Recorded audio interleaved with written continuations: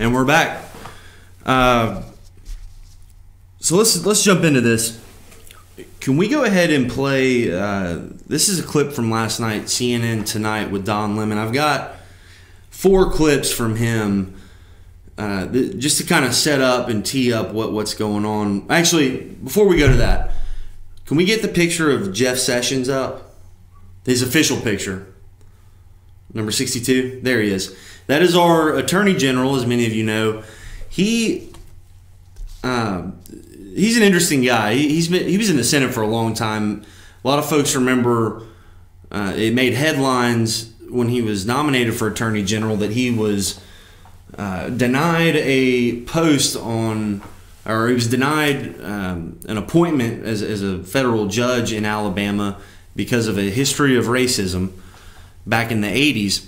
And then later on, he went on to be elected senator from Alabama, where he really kind of faded into obscurity. Really only wonks that know the makeup of the Senate really even knew who he was.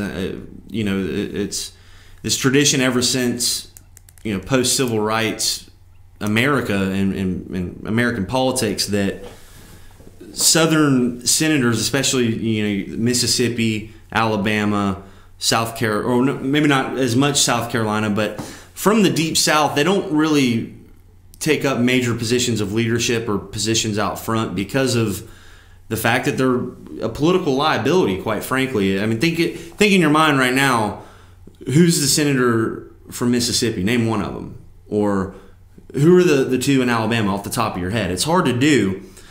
And that's kind of what happened to Sessions.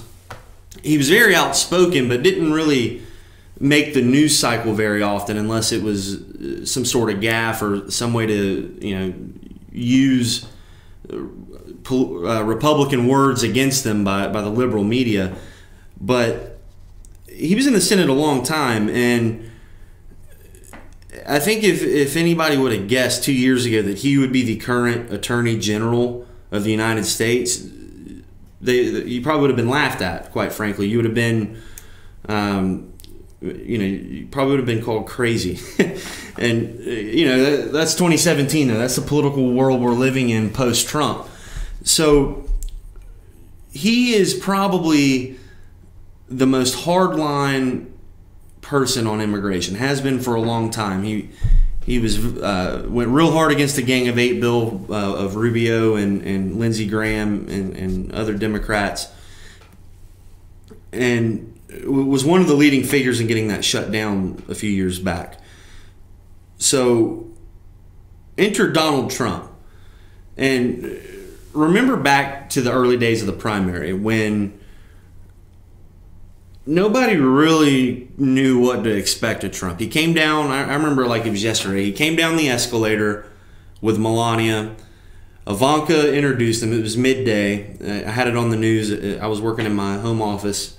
And, I was expecting some sort of theater. So, I turned around and watched it, and I was like, man, this is nuts what this guy's saying. It was the kind of political speak that you would never hear from anyone, right? Jeb Bush, Ted Cruz, Rand Paul, a lot of these folks had already announced.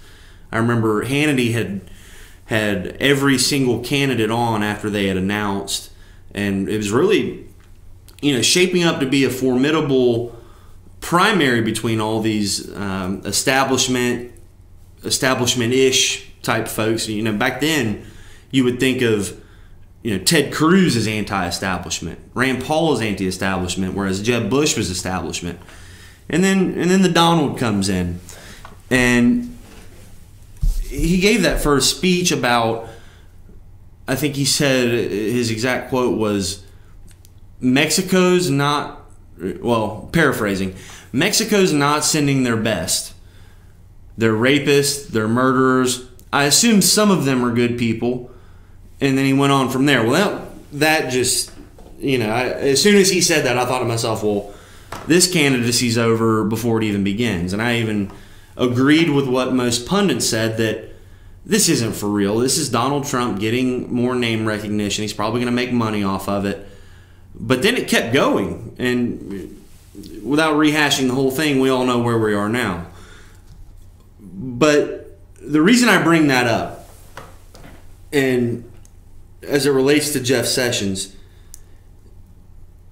the turning point, I think, that gave Donald Trump legitimacy was a hot summer night in Mobile, Alabama, when Donald Trump went to give a rally at a football stadium. All the networks, the cable networks, brought it live, and I was shocked. The place was filled to capacity, 15, 20,000 people. And it was like, oh my goodness, this might actually happen. And that night, Jeff Sessions, can we get that other picture of him up? Jeff Sessions walked out and put that hat on and became the first major elected official to support Donald Trump. So literally overnight, Jeff Sessions was known to more people than he'd ever been known before. And it was quite the coming out party for Sessions. And a lot of people love to focus on the fact that his name is actually Jefferson Beauregard Sessions. He's named after Confederate President Jefferson Davis and General Pierre Gustave Toutant Beauregard from Louisiana, who actually, both these guys actually just had a couple statues removed. So their legacy and as far as statues are concerned are leaving us, but Mr. Sessions is the namesake of those two men, and he's now the Attorney General. So, who knows? It's a funny thing with history when you tear down statues, but then, this guy's a walking memorial to the Confederacy as far as his name is concerned. But to the point of his support for Trump and how Sessions became a household name overnight nationally, and it was all because of this immigration policy and the idea that we have a major problem. I don't think there's anyone denying that. But what do you do about it? And Trump, to his credit, tapped into that with very aggressively, and tapped into the whole notion that, he even said it, that they're stealing our jobs and they're taking away opportunity, not paying taxes. And although that's right to an extent, it's almost like you can't get out of the hole that was dug, and all these people are here, and I mean, it's not like you're going to round up millions of kids, right? So Sessions was a hardliner just like Trump, and he was the first to endorse him, stuck with him throughout the election, served as a surrogate. And Donald Trump's a loyal guy, and he rewarded that loyalty by nominating Sessions as his Attorney General, and he was finally confirmed. So that kind of sets the stage here for yesterday's announcement about DACA, the deferred action for children, unaccompanied children, something like that. Deferred action for unaccompanied minors is essentially what it breaks down to. And it was an executive order that directed the Justice Department to practice what's called a prosecutorial discretion, kind of like what we have in Colorado, where marijuana is legal in the state of Colorado, but illegal federally. But the Justice Department has decided to practice prosecutorial discretion by just choosing not to prosecute those that are an offense. So when we come back, we'll play that CNN clip now that we've kind of set the stage over why Sessions was the chosen messenger of this. And the media knows it, but they won't come out and say it. But it's just interesting, the cat and mouse game that's going back and forth. So we'll be right back. We're at the bottom of the hour here. I'm your guest host today, Richie Stone. Stay with us here on FYNTV. This summer, nothing says love like a box of truffles, especially if that box of truffles is in a blizzard. This is all my favorite truffles. Fudge, caramel, and peanut butter. It's like a surprise in every bite. Bet you're full of surprises. Actually, I'm full of chicken strips. Just had my break. You're cute. Still got it. The new Triple Truffle Blizzard Treat with fudge, peanut butter, and caramel truffles. Welcome to Dairy Queen. Enjoy a $1 Misty Slush and more.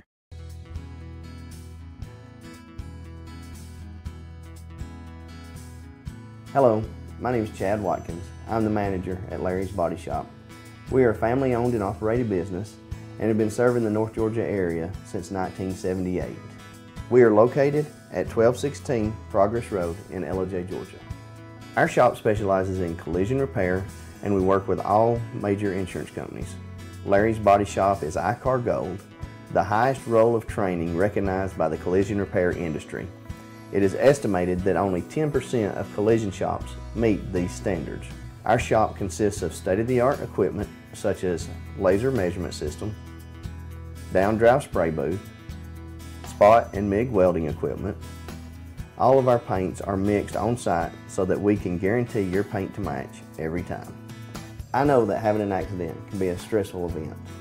We take pride in making sure our customers are satisfied with the repair of their vehicles. Our waiting area is clean and comfortable with free Wi-Fi and refreshing beverages.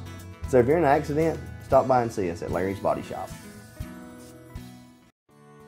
North Georgia Diamond is your source for diamonds. Come on in to view the area's largest selection of fine jewelry at North Georgia Diamond.